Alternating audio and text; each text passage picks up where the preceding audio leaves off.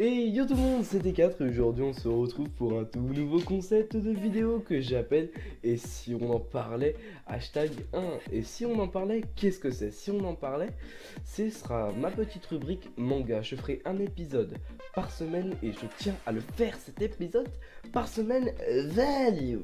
Donc les gars, aujourd'hui on va tout de suite commencer par vous raconter l'histoire d'un manga intriguant, passionnant et plein de rebondissements. Même s'il n'y a qu'une seule tome qui est sortie à présent en France, je vais vous parler de One Punch Man. One Punch Man, qu'est-ce que c'est? C'est un manga écrit par Yusuke Murata, édité par Kurokawa, tiré de l'œuvre originale One. One Punch Man, qu'est-ce que c'est? C'est l'histoire de Saitama, le mec le plus puissant du monde capable de terrasser des titans, des monstres, des moustiques, tout ce que vous voulez, rien qu'avec un seul coup de poing. Oui, ce mec est trop badass. Et pourquoi est-ce que je fais ce manga en premier? Parce que déjà c'est le dernier manga le plus récent que j'ai lu. Donc qui date de 2015, même si j'en ai beaucoup d'autres des mangas. Je vais vous faire plein de petites rubriques. Et je vous laisserai voter dans les commentaires aussi pour savoir quel prochain manga vous voudrez. Vous inquiétez pas, je vous laisserai voter entre deux mangas. Donc qu'est-ce que c'est? Qui est Saitama? Qui est Saitama? Saitama est un mec au chômage qui aimerait être un super-héros, un justicier. Et donc pour ça, parce qu'il n'était pas assez fort avant, il va s'entraîner 3 ans jusqu'à en devenir chauve et jusqu'à en découdre.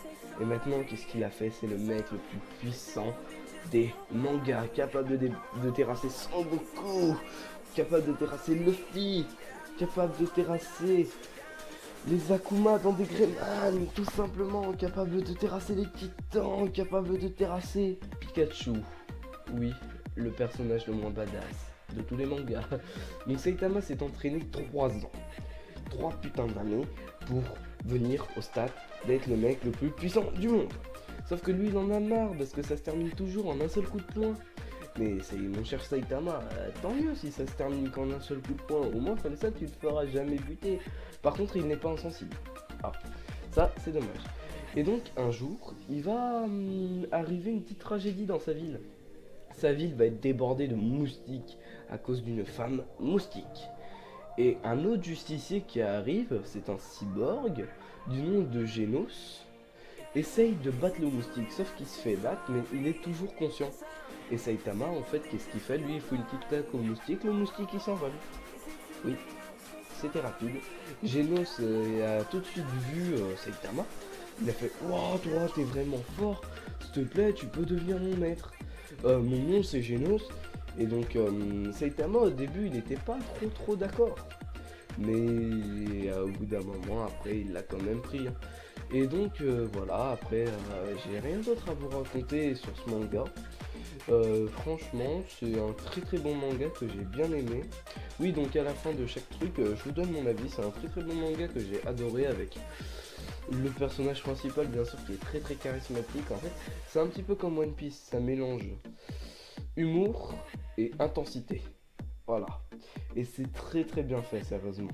Par exemple, sur la couverture du manga, on peut voir qu'il faut un coup de poing. Son ennemi est transpercé, il a un sac avec des poireaux, quoi. Le mec s'en fout totalement de crever. Il en a strictement rien à foutre. Donc les gars, pour la prochaine vidéo, je veux que vous votez entre le manga, l'attaque des titans ou le manga Soul Eater. Voilà. Donc je vous laisserai voter entre ces deux mangas. Pour moi c'est tout, c'est fini. Allez tout le monde, c'était T4. Salut!